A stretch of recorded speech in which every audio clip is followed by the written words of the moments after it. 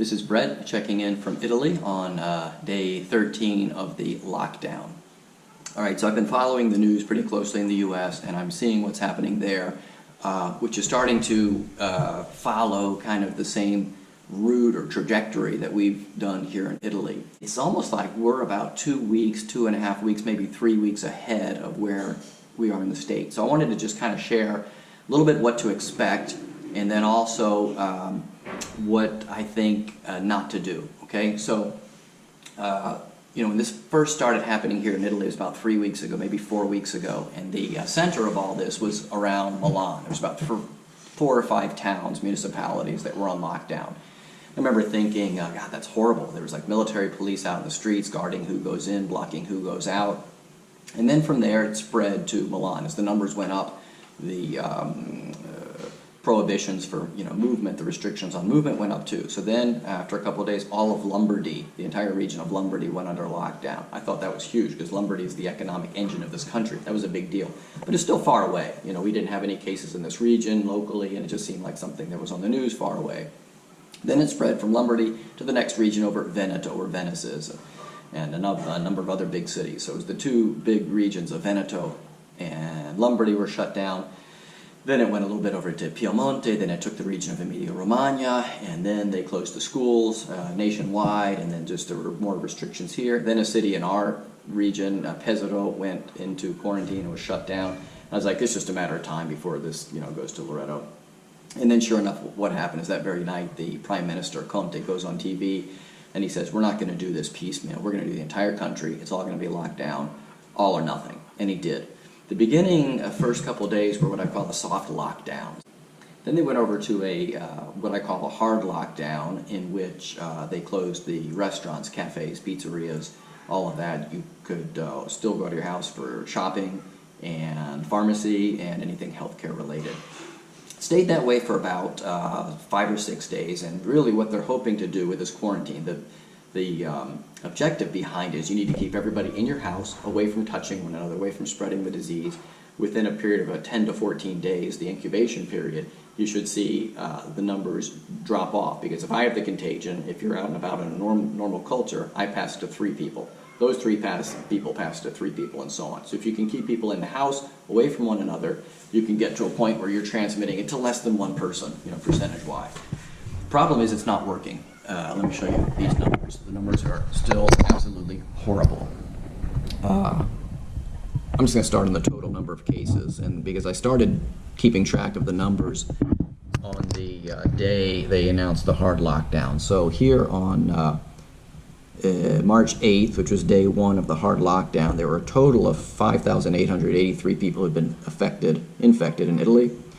Yesterday, the number is 53,578, okay?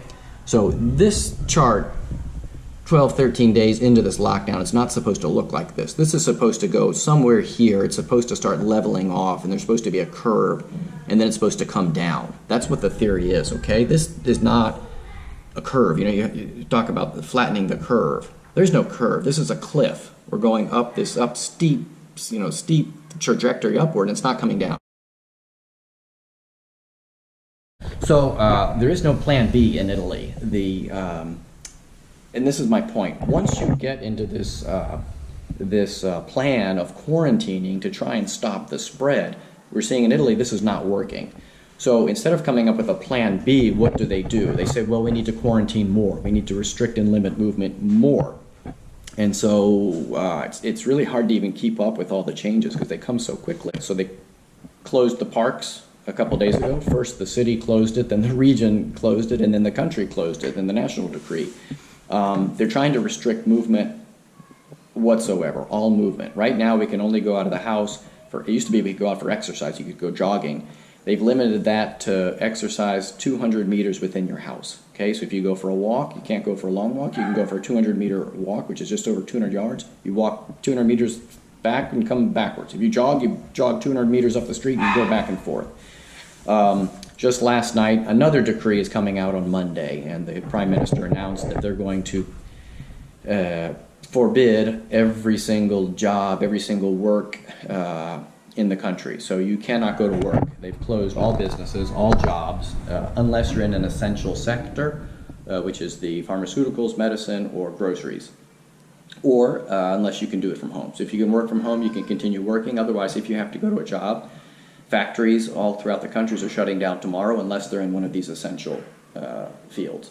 So that's the direction you go. And I don't think it works. I think there has to be a plan B. They have to come up with a plan B, because this is just not going to be feasible to continue to limit restriction, decree after decree, day after day, and just to literally lock us into our homes. So my point is this: Italians are very different from Americans. Americans are more rugged, more individualistic, and this is not going to work in the U.S. But once they go down that path, which has already started, California, New York, Illinois already started with these lockdowns, you can't turn around and go back. Okay, it's almost like a snow day. One county, cancels the schools because it might snow or it's going to snow. The next county over cancels because the other county did it, and the next county does, and so it's a snowball effect, whether or not there's snow or not.